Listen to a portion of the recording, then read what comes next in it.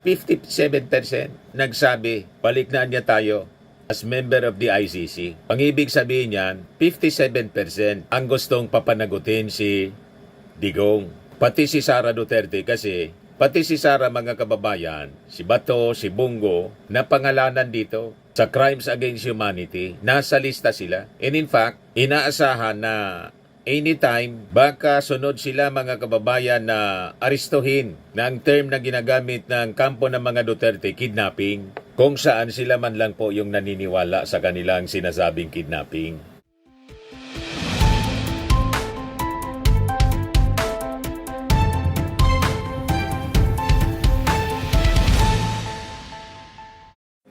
Hello po mga kababayan, si Dante Maravillas, Bicolano vlogger, broadcast journalist from Albay. May mga kakaibang pangitain na mga kababayan ngayon. Ano niya yan, Mr. Maravillas? Yan po. Report from ABS-CBN. Sabi ng Palasyo Malacanang, yung ating Pangulong Bongbong Marcos listens to public sentiment. Ano ang ibig sabihin? Kasi po, may sinagawang survey. Majority daw sa ating mga kababayang Filipino, mga kababayan, sino-support ang rejoining the ICC based sa Okta Research Survey. Natanong mga kababayan kahapon kay Jose Castro kung ano yung masasabi po. Ayon ang naging tugon ng ating Pangulo po, nakikinig sa sentimiento ng publiko. You see? So siguradong magagalit na naman ito si Sara Duterte at yung mga DDS. Sasabihin na naman po nila na itong posisyon na to ng ating Pangulong Bongbong Marcos na pwedeng magbago is directed against them. At ang intensyon para mawala sila sa landas ng ating Pangulong Bongbong Marcos, kasi yung ating Pangulo ayaw nang umalis pala. Hindi gustong mag-perpetuate sa power, ayaw nang umalis. Yan ang narrative po ni Sara. You see, ano mang sasabihin ninyo, wala man yang bearing sa ating Pangulong Bongbong Marcos. Ang ating Pangulo nakikinig po sa tama, lalo na sa ating mga mamamayang Filipino. That should be the attitude ng isang mabuting pinuno. Tama pa? Pero ibigay ko muna sa inyo kung ano yung result ng survey. So sabi dito sa report ng GMA News Online, majority of Pinoys back rejoining the ICC. Sa ginawa mga kababayan na tugon ng masa nationwide survey conducted from April 20 to 24, lumalabas na 57% sa ating mga mamamayan na natanong gusto nilang bumalik na ang ating bansa as member ng International Criminal Court.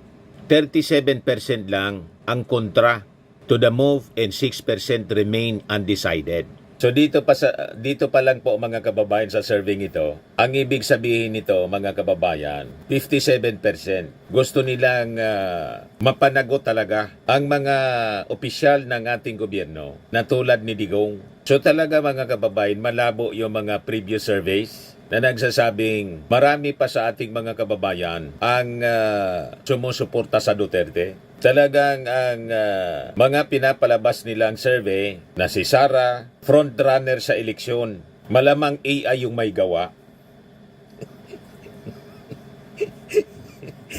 Di ba? Parang yung mga video na pinapakalat nila, AI, para impluensyahan yung isipan ng ating mga mamamayang Filipino. Ito legit ito po. 57% nagsabi, balik na niya tayo as member of the ICC. Ang ibig sabihin niyan, 57% ang gustong papanagutin si Digong. Pati si Sara Duterte kasi, pati si Sara mga kababayan, si Bato, si Bungo, na pangalanan dito sa Crimes Against Humanity, nasa lista sila. And in fact, inaasahan na anytime, baka sunod sila mga kababayan na aristuhin na ang term na ginagamit ng kampo ng mga Duterte, kidnapping, kung saan sila man lang po yung naniniwala sa kanilang sinasabing kidnapping. So sabi dito sa balita, those who express support for rejoining the ICC was strong in most regions of the country. The survey results indicated that in Metro Manila, Balance Luzon, and the Visayas, at least 60% of respondents backed the move, Nakita ninyo, pati mga Bisaya, mga kababayan, nang sabi yan ang baluarte ng mga Duterte, Visayas in Mindanao. Kasi si Digong, pinanganak sa Waray po, Leyte, kaya lang, lumipat sa Davao. So associated siya, mga kababayan, sa Visayas at saka sa Mindanao. Pero tingnan ninyo, mataas mga kababayan. Sa mga Bisaya ang nagsasabi, kailangan na nating bumalik as member of the International Criminal Court. Sa bagay, yung ating Pangulong Bongbong Marcos, half Bisaya, kasi Waray. Si Mrs. Imelda Romualdez Marcos na nagsiselebrate na 96th birthday ngayon. Happy birthday pala po, Madam Imelda Romualdez Marcos. Nanonood yun sa akin. Kaya nga po kami na-invite doon sa Manila for a dinner. Pero ang humarap sa amin po yung kapatid kasi mahina na po si Mrs. Marcos. Lalo nang ma-invite kami, nasa pandemic. Siyempre, matanda na, nag-iingat din po sa pagkalat ng mga sakit. Di ba? Nanonood yun. Happy birthday, Ma'am Imelda Romualdez Marcos. Sana lumawig pa ang buhay po ninyo tulad ni Matusila. Grabe naman na niya. 969 years. Si Matusila. Ang buhay sa mundo po, hindi na lumalampas ng 120. Yan ang maximum. Kaya mapalad si Enrile, 102 na yata, 101. So anyway, balik tayo dito. However, Mindanao was an exception, with only 30% in favor of rejoining the ICC and 66% rejecting it, the highest rate of opposition recorded across regions. Pero just the same, mga kababayan, 30% pa rin. Mataas pa rin mga kababayan yung mga taga Mindanao naniniwala na dapat na tayong bumalik as member ng ICC. So meaning may 30% pang mga taga Mindanao ang ayaw kay Digong, ayaw sa mga Duterte. Kahit siya ng talagang baluarte niya yung Mindanao. Ngayon, across socio-economic classes and age groups, support remains relatively consistent with at least half of the respondents in each category favoring rejoining according to the survey. Ibig sabihin, mayaman, mahirap, matanda at bata na natanong, kalahati ang nagsabi, bumalik na niya tayo as member ng ICC. O, di ba? Further, opposition by class ranges from 34% to 42% with the highest levels in Class E. By age, opposition spans 32% to 44% with at least 40% of adults aged 18 to 24, 35 to 44, and 45 to 54 not in favor of rejoining the ICC. Yung Class E po, sa economic class, yung mga mahihirap, malamang biktima ng fake news. Kaya kontra sila, mga kababayan, na biktima ng fake news, napanood AI. Mas marami, mga kababayan, yung narinig nila na propaganda galing sa mga DDS vloggers. Kaya ganun ang kanilang pananaw. Sa Class E. Nauto, madaling sabi. Hindi ba? So sabi dito sa report ng GMA News Online, when asked last March, natanong yung ating Pangulong Bongbong Marcos, chance interview, about the possibility of the Philippines rejoining the ICC, Marcos simply smiled and said, the matter had not been discussed. Pag ang isang tao po tinanong tapos nag-smile pero walang isinagot na malinaw, kung di, ang sinabi lang, the matter has not been discussed. Ang ibig sabihin yan, mga kababayan, pumapasok na sa kanyang isipan. Napa-smile nga eh. Makahulugan ang mensahe. Pumapasok na sa kanyang isipan ang bumalik ng tuluyan. Kaya nga narinig ninyo yung mga interviews lately, just several days ago, kay DOJ Secretary Boyeng Rimulya. Ano sabi ni Boyeng Rimulya? We will protect the witnesses ng kaso laban kay Digong, crimes against humanity. Ito sabi ni Boyeng Rimulya, mga kababayan, 5 days ago. Already chose not to pursue the cases and let the ICC pursue these cases. Given that, it becomes also our obligation to help them because we are giving up our jurisdiction for their jurisdiction. Kasi nga, ang hirap na i-prove yung case dito at i-build up ang kaso dahil yung mga kailangan mong magsalita ay kasama sa krimen. Kaya komplikado rito. So narinig ninyo. Pero yung gastos ng mga witnesses, hindi na din nasasagutin. Tutulong lang sila para bigyan ng proteksyon yung mga testigo sa ICC. So yung mga statements na yon, mga kababayan, hindi man yon sasabihin ni Boying Rimulya kung walang utos yung ating Pangulo. O di ba? Ang sekretary po ng bawat departamento, alter ego, the other self of the President. Kaya pag nagsalita ang sekretary po, ang ibig sabihin, sinabi niya yon publicly kasi may basbas na. Okay na niya yan. May basbas na sa ating Pangulong Bongbong Marcos.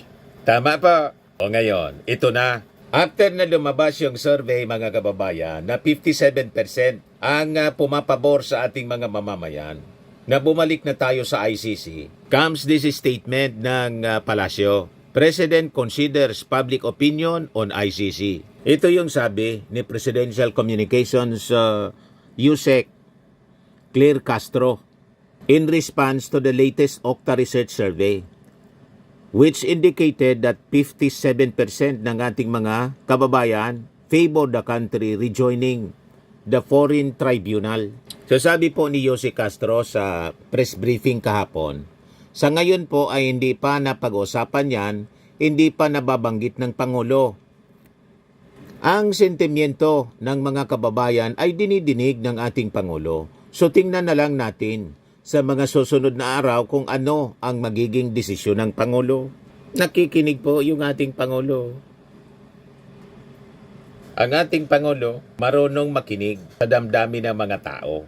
Hindi kasi siya po diktador. Madaling sabi, kung ano yung ikakabuti ng mga tao at gusto nila, kahit ayaw ng mga non-personalities, hindi yun importante ang opinyon ng mga non-personalities. Ang importante sa ating Pangulo, ano ba ang ikakabuti ng ating mga mamamayan, lalo sa paglaban sa criminality na involved mga kababayan, yung mga powerful in government, para matuldukan po yung tinatawag na mga pagmamalabis. Hindi na maulit ang mga pagmamalabis. Kailangan yung accountability. Bakit anya Mr. Maravillas kailangan pang sa ICC? Kasi kung ang perpetrator mismo, presidente, tulad ng nangyari during the previous administration, narinig naman po ninyo yung paliwanag ni DOJ Secretary Boying Rimulya. Hindi na niya namin ipoporso. Hawak na ng ICC. We just support the witnesses kasi niya naman, unang-una, during the previous administration, hindi makagalaw yung mga witnesses. Takot sila. So, hindi na halos mag-function yung justice system. Kasi pati mga piskal tinatakot daw. Yung mga ebidensya, dinidestroy. Yan yung kwento mga kababayan ni Boying Rimulya. Kaya ito na po yung nangyari. So with this development, ano po masasabi ninyo mga kababayan? Tama ba na bumalik na tayo sa ICC? Party ba kayo nung 57% na nagsabing panahon na to rejoin the International Criminal Court? Post your comments mga kababayan para marinig ang inyong tinig. Sa mga naghanap ng malinis and spacious fitness gym, pumunta lang po kayo sa aming Colossal Fitness Gym. We also offer Grab Car Rental with our brand new 2023 model ng Toyota Innova.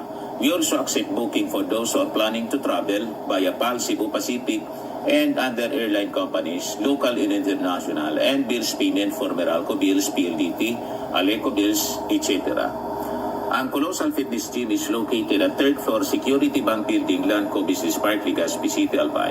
For inquiries, look for Chilon Maravillas. Contact number 0966-802-0949. Yan yung aming Innova. Lagi na pong matao sa amin. Pati mga foreigners po, tingnan ninyo, mga British tourists sila. Ang lalaki ng katawan na, mga kababayan, nag-gym sa amin. Ito naman po, Indian National. Ito mga mga European sila. Ito naman yung bago naming product na binibenta online, Eye Glow Serum. Whitening po siya galing sa South Korea. tingnan ninyo yung epekto sa aking anak na architect entrepreneur, Riz Maravillas. For inquiries, look for Riz Maravillas on FB. Ito naman po, Firmax Firming and Lifting Cream. Pinapahid po ito sa mga pulses and affected area. Mahina po ito sa mga pains at paninigas na mga kaso-kasoa. Ito po, Automax Radiant Serum. Sa mukha naman yung application. Anti-aging po siya. You will look 10 years younger than your age. Ito naman po yung bago naming product na binibenta online. I am worldwide amazing pure organic barley powdered drink mix mula po Australia. Ang mga health benefits niya, boost immunity, improves digestion, enhance energy levels, packed with antioxidants, prevent cancer. Sa mga inquiries ninyo, dumiretso na lang po kayo sa aking anak na architect entrepreneur, Riz Maravillas, sa messenger niya. Sa mga mahilig naman po sa mga imported bags and wallets, contact ninyo na lang si Madam Eileen Rosales dyan sa USA. Yan po siya, nag-online selling siya every Sunday sa gabi po. Dumirekta na lang po kayo sa kanyang messenger, Eileen Closet. Ito naman po yung bago naming product na binibenta online. Eye Glow Serum, whitening po siya. Tingnan ninyo yung epekto sa aking anak na architect before and now. Yung mga inquiries po ninyo, dumiretso na lang kayo sa kanyang Facebook account, Riz Maravillas.